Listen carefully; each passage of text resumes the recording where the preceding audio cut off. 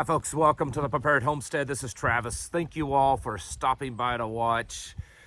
Whew, it's a little chilly this morning, even though the temperature isn't any colder than it was yesterday, but it's just hitting me colder. I don't know, you know how that is. It's sometimes you just feel colder. Maybe I'm not moving around as much out here. I've had some questions, so I thought I would answer. My back is healing. I have had just the worst time. I've injured my back twice over the last 3-ish weeks or so, and I am definitely on the mend. I can finally, the last few days, have been able to walk around upright. I feel human again. I'm no longer some ape. That's just a joke. I can walk upright, almost completely pain-free. I still have to be careful bending over or lifting anything. I can't lift any kind of heavy stuff. I know there's going to be some commenter, oh, it's because you're weak. That's because I'm old and I've done a whole lot of strenuous work in my life and have injured it repeatedly, and it's kind of catching up to me. So I am healing, and my plan is once this is healed up, some certain workouts that I have discovered that will probably strengthen my back so that hopefully this doesn't happen again and as often, because while I've injured it before, this time was definitely the worst. It's taken the longest to recover and heal. I wanted to talk again, and I know I've been beating this drum for the last few days or week or so mostly, but it's because I think it's extremely important. Maybe I'm wrong, but I think it's important. And it's all this digital stuff, this ID stuff, this transhumanism, the beast system, this push to have complete control over your identity, your money, your biometrics, everything. It's happening at a pretty quick pace. And it seems that just in the last a few weeks that it's kind of picked up some speed. Most all of the major nations in the world, in fact there was an announcement a few weeks back from the G7 group, but most of your major nations in the world have all unanimously agreed that, you know, digital currencies, digital IDs, all that kind of stuff needs to happen. Just recently, they all, I think it was the G20, all agreed to form some type of digital passport for international travel, in case someone gets a cough or something like that.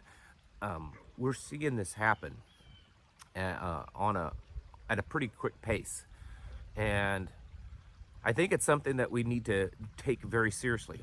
Many people, unfortunately, are still in this, well, yeah, it's going to happen, but it may happen in my children's time or my grandchildren's time. I mean, you know, there's still a lot of technology they need to develop, and there's, you know, a lot of conditioning of the people that still needs to be done. I don't think you're quite correct in that, if that's where your opinions are. The Chinese have been doing the social credit scores, the facial recognition cameras, the digital IDs, and the digital passports for quite a while now. It's in full you know, steam ahead over there. And you know, Klaus Schwab, World Economic Forum, has said that, you know, complimented China on how they've handled the whole pandemic and complimented them on the technologies that they have and use. And that they're the leading nation, and it seems that most of the rest of the world is trying to run as fast as they can to see who can be the first to really catch up to what China is doing. Now, I think some people were slightly confused, maybe, that I was alluding to this current CBDC, digital, you know what, the digital D, that they're pushing on us, that will probably be available sometime in the next 6 months, maybe 12, but probably a lot less. That my opinion is that's the mark of the beast. And I do not believe that. I do not believe that. I would agree that we should probably, as best as we can, avoid it. it's going to be pretty much impossible, but we should try to avoid it. I believe it's a precursor, and I believe all of this that we're seeing is a precursor to that. I saw just this morning in the news that Elon Musk announced, yes, you know, the one that all of you conservatives have been praising because he's running Twitter now. Elon Musk announced that his brain microchip Neuralink will be ready for human trials within 6 months. This is where you can, they will actually implant a microchip into your brain, and you'll be able to interface with computers and control them with your brain. And you'll be able to communicate with each other. There's all kinds of amazing possibilities. You know, we won't even have to verbally communicate. Our computers will just communicate for us through our brain. I mean, you know, there's all kinds of ridiculousness. But this, would I consider it the mark? No, I consider it the system that's being set up to support that in the future. And when that is, I can't tell you. I mean, almost a century ago, people thought that the Social Security numbers was the mark. And while, of course, they were wrong, it definitely was a precursor, and it was starting down the path of conditioning people to be identified by a number, and then now we're going to be identified, you know, by sets of ones and zeros on a microchip, or you know, on a some type of server somewhere. It's all part of the system that's conditioning us, and we're getting closer to that.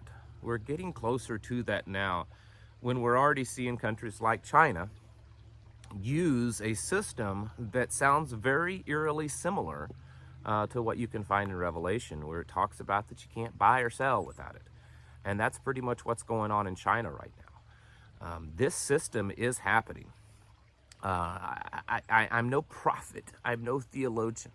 I don't have some great vast knowledge of the Bible or any other writings that would, you know, line up with that. That's not me. I'm a simple man, and I do my best to strengthen my relationship with the Father and His Son all the time. But I don't think it takes a genius to figure out what we're seeing happening. We're seeing a world that is massively shifting into a completely new era. You know, when I talked about last night's video of the world ending, you know, it doesn't mean it's not some kind of Mad Max, you know, Book of Eli, where, you know, the world becomes this desert and there's no rule of law, and, you know, governments completely are gone, and it's every man for himself, and, you know, it's not like that. I mean, that's a possibility, but I do believe that that's very Hollywood. What I mean is this era, this system, this way of life that we have known for a very long time is coming to an end. And we are the generation that is watching a new era being built right before our eyes. And we may very well also live long enough to see that new era fully implemented, if things go as well as they hope they would. And so that's why we have to get serious about this. This is not some dystopian, futuristic movie or book that we're reading and watching. This is not a possible maybe, you know, if they get lucky, it's going to happen. The whole world, when you've got all the wealth in the world, the billionaires, the banks, the corporations, most all of the government leaders, all the politicians, and even the Republicans here in the United States, and mostly the vast majority of them are on board with most of this stuff. They argue over the semantics of it. If you dig into the digital D, the Republicans aren't opposed to it. They're just arguing with the Democrats over how it be implemented and what rules and laws, but they're not opposing it. And it's that way with most of this stuff. Everyone's on board. And the only ones that aren't are us few holdouts, the remnant, those of us that see it for what it is, that have the ear to hear and the eye to see. And we're opposing that. But we're pretty much the only ones out there. The vast majority, I think, of the population, they already are on board with this. You know, how many people are already using the facial recognition on their cameras, their phones, and they're using the paying with their phones and all this kind of stuff, and they're not thinking about it. They're not, they never question, they never think, wow, this is just one more thing that's conditioning me for this completely controlled digital world where we have no freedoms. We don't even have the freedom of thought. That's where we're headed. And how many people that are using all this current technology even thinks that way? Not a whole lot, I think. There are some, but probably not a whole lot. So we're already in that world. We're already in that world. It's just becoming bigger. Its tentacles are coming after us more and more and closing in. And while I don't have the solutions to avoid all this, my heart tells me, history tells me, other experts I listen to, and even the Bible tell me that the further away we can get from all of this, the further away we can live, whether physically or just pulling our lives away from it, the better off we're going to be.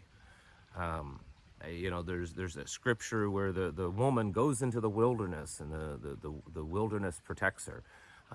I know that that's taken out of context for what I'm saying right now, but it just makes me think that there's something about living as far away from all of that as you can. It doesn't mean that they're not going to come after you, but it means that you're going to have a little bit better chance of that happening. And even if they do come after you, you'll have a little bit of a warning. I can tell you this, and I've said this many times before, and all the training that I received on a state, local, state, and federal level, and I did receive quite a bit of training that would entail, quarantine camps and things like that when I was in. None of it we trained going out into the woods and out in the countryside and rounding up, all the hillbillies out in the country. And I even asked an instructor once, I said, well, all of this training, this is all urban training of quarantine and securing areas and stuff. This is all urban. I said, what about all these people out in the country? And he looked at me and he said, they're on their own. He said, we don't have the manpower. We don't have the ability to go out there and round up all the people in the country. They're on their own. If that continues to be the case, then I think we're in pretty good shape. Even Klaus Schwab, I believe it was back in 2016 when he was first talking about this Great Reset idea. They weren't calling it that yet. Someone asked him in an interview, I believe it was maybe Forbes magazine, that what about the people that refuse this system, that refuse this digital utopian? And basically he said, well, they will live out into the wilderness, in these little encampments outside, and they will be cut off from the system. They'll be on their own. And if that's the case, then I think we actually have a pretty good chance of surviving all of this. So that's why I continue to push for self-sufficiency in small communities and getting away from all of this as much as possible. And I know some of you may feel stuck.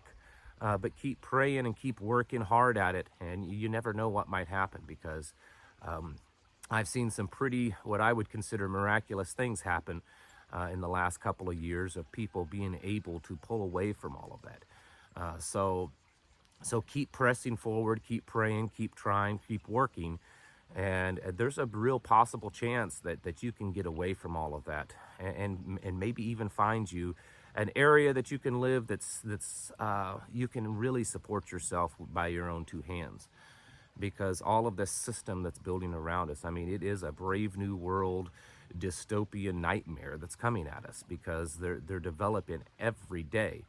There's almost every day there's something in the news that's talking about some digital ID, some ESG, some social credit scores, new technology, digital money, Neuralink chips, all kinds of stuff. It's almost daily. And we have to really seriously start preparing for that.